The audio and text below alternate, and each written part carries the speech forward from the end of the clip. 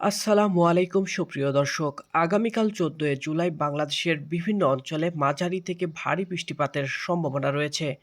বিশেষ করে উত্তর-পূর্বাঞ্চল, সিলেট, সুনামগঞ্জ, মৌলভীবাজার ও দক্ষিণ-পূর্বাঞ্চল, চট্টগ্রাম, বান্দরবান, কক্সবাজার জেলাগুলোর উপর দিয়ে ৫০ থেকে ৮০ মিলিমিটার পর্যন্ত বৃষ্টিপাত রেকর্ড করা হতে পারে। অর্থাৎ অতিরিক্ত মাত্রায় ভারী থেকে অতি ভারী বৃষ্টিপাতের পূর্বাভাস রয়েছে।